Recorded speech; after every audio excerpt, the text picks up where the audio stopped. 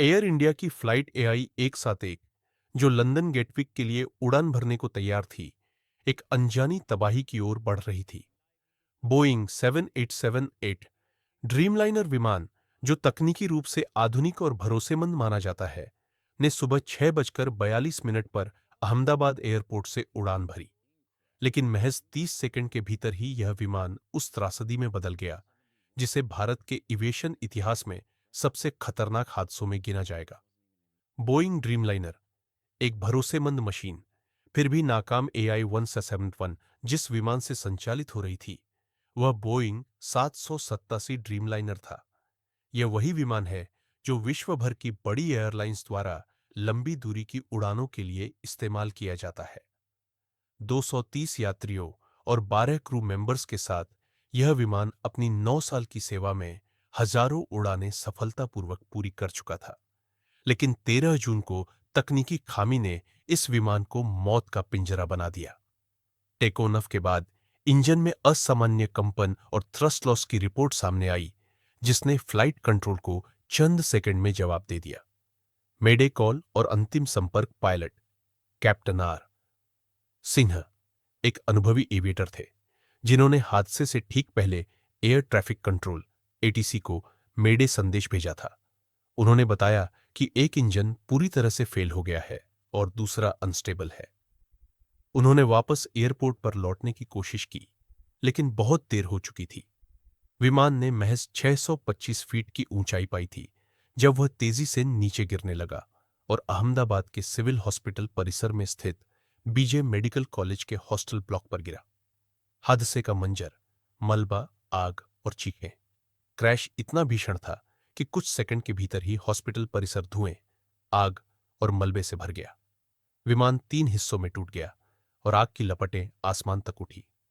Hospital के doctors, जो कुछ ही मीटर दूर आईसीयू में थे, अपनी आंखों से वो नजारा देख रहे थे जो शायद ही कोई भूल पाए। हॉस्टल की इमारत ध्वस्त हो चुकी थी और विमान का अगला हिस्सा पूरी तरह जल चुका था। कई मेडिकल छात्र और स्टाफ भी हादसे में घायल या मृत पाए गए। यह महज विमान हादसा नहीं था, यह जमीन पर भी मौत का तूफान था।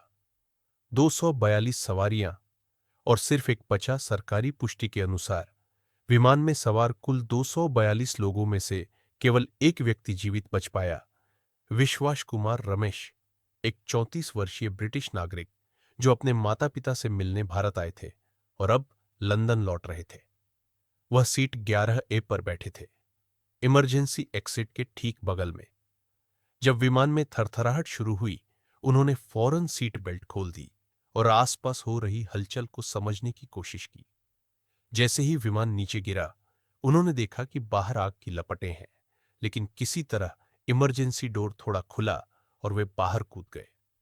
मौत के बीच से चलते हुए बाहर निकला आदमी, स्थानीय पुलिस के मुताबिक, विश्ववॉश विमान से बाहर निकलकर खुद चलकर एम्बुलेंस तक पहुंचे।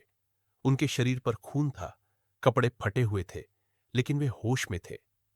चश्मदीदों का कहना है कि उन्हें देखकर सब सन्न रह गए। जब सैकड़ों लाशें मलबे में दब चुकी थीं, तब ये एक इंसान चलकर बाहर आया था। उन्हें तुरंत सिविल हॉस्पिटल ले जाया गया, जहां डॉक्टरों ने कहा कि उन्हें कई फ्रैक्चर है, लेकिन जान को खतरा नहीं है। अस्पताल में भर्ती होते ही उन्होंने सबसे पहले पूछा, मेरे पीछे बैठे लोग कहां हैं? चमत्कार या सीट नंबर 11A की दया? विश्वास की जान कैसे बची? यह सवाल हर किसी के दिमाग में है। क्या इमरजेंसी सीट होने की वजह से उन्हें निकलने का मौका मिला, या फिर जिस जगह विमान गिरा वहां उनके हिस्से की आग नहीं पहुंची? कई लोगों का मानना है कि यह महज किस्मत नहीं, यह चमत्कार था। जब ब्लैक बॉक्स की रिकॉर्डिंग सुनी गई, तब अंतिम 15 सेकंड में लोगों की चीखें, पायलट की सिसकती आवाज और एक अंतिम ब्रेक लगाने की कोशिश रिकॉर्ड हुई। लेकिन कोई तकनीक विश्वास के उस भाग्य को नहीं समझा पाई जिसने उन्हें बचाया। पुलिस और प्रशासन की तत्काल प्रतिक्रिया, हादसे के तुरंत बाद NDRF, airport authority, fire brigade और सेना की यूनिट्स घटनास्थल पर पहुंची। विश्वास को प्राथमिकता से हॉस्पिटल ले जाया गया और घटना की व्यापक जांच शुरू की गई। विमान के दोनों black box, CVR, cockpit voice recorder, और एफडीआर, फ्लाइट डेटा रिकॉर्डर, बरामद कर लिए गए। प्रधानमंत्री मोदी ने घटनास्थल का दौरा किया और कहा, हमने एक भारी क्षति झेली है, लेकिन हमें इस एक जीवित आत्मा से आशा मिली है। बोइंग, एयर इंडिया और अंतर्राष्ट्रीय प्रतिक्रिया। बोइंग के सीईओ डेव कैल्होन ने कहा कि यह उनके लिए हार्ट ब्रेकिंग ट्रेजेडी है और कंपनी भारतीय एजेंसियों को हर प्रकार का सहयोग देगी।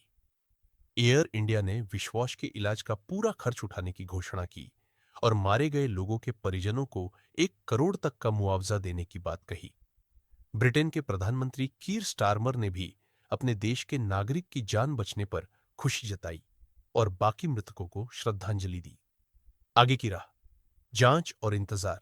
DGCA, NTSB, US, AIB, UK, Boeing और भारतीय रक्षा मंत्रालय इस हादसे की संयुक्त जांच कर रहे हैं। यह पता लगाना जरूरी है कि तकनीकी गड़बड़ी थी, मानवीय चूक या फिर दोनों। विश्वास से भी बयान लिया गया है ताकि वह क्रैश के ठीक पहले के क्षणों का विवरण दे सके। शुरुआती रिपोर्ट में इंजन नंबर 2 के अचानक बंद हो जाने और कंप्यूटर के ऑटोमेटिक रिकैलिब्रेशन फेल होने की बात सामने आ रही है। अंतिम विचार। एक जीवन जो पूरे भारत की उम्मीद बन गया जब चारों ओर सिर्फ मौत थी। विश्वास कुमार रमेश की कहानी उम्मीद की लौ बनकर सामने आई। यह सिर्फ एक व्यक्ति का बचाव नहीं, बल्कि जीवन की जिद का सबूत है। उनकी आंखों में जो आंसू थे, वो सिर्फ डर के नहीं, शायद उन 241 आत्माओं की याद में बह रहे थे, जिन्हें वे पीछे छोड़ आए। भारत इस हादसे को कभी नहीं भूल पाएगा और विश्वास की ये कहानी आने वाली पीढ़ियों को बताई जाएगी कि चमत्कार होते हैं और जिंदगी हर हाल में जीने लायक है।